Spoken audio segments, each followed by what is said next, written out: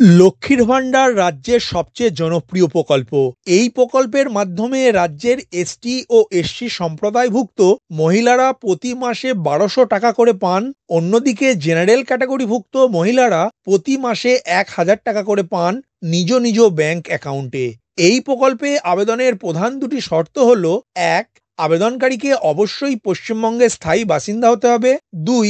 আবেদনকারীর বয়স ২৫ বছর বা তার বেশি হতে হবে।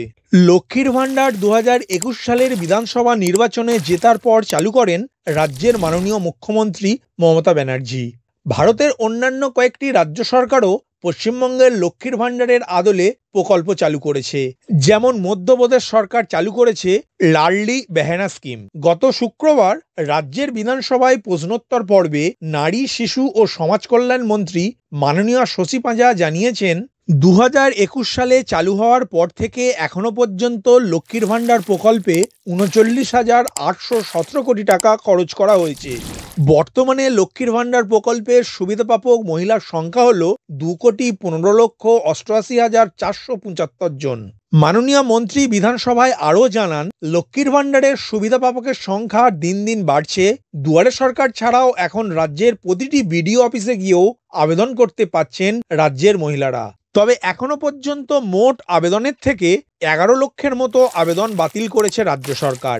২৫ বছর বয়স না হওয়া, নিজের নামে সিঙ্গেল ব্যাংক অ্যাকাউন্ট না থাকা, একাধিকবার আবেদন, বাবা কিংবা স্বামী চাকরিজীবী হওয়া বা অন্যের ব্যাংক অ্যাকাউন্টে টাকা ঢুকলে প্রভৃতি কারণে আবেদনগুলি বাতিল করছে রাজ্য সরকার।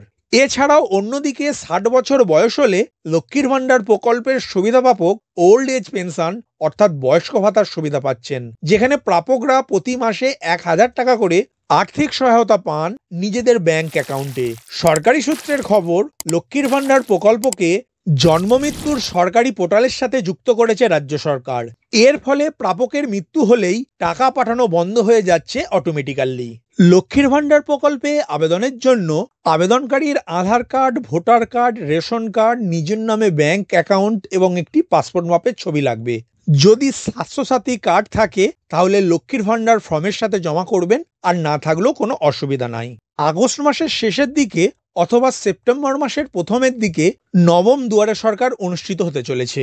ভিডিওটি প্রথম থেকে শেষ পর্যন্ত দেখার জন্য ধন্যবাদ। এই ইনফরমেটিভ আজকের আপডেটটি আপনার বন্ধু ও পরিচিতদের জানাতে বেশি বেশি করে শেয়ার করবেন, আর অবশ্যই কমেন্ট করবেন ভিডিও সম্বন্ধে আপনার কোনো ডাউট বা জিজ্ঞাসা থাকলে, এবং আপনার কোনো মতামত জানাবেন। ভালো থাকবেন, সুস্থ থাকবেন।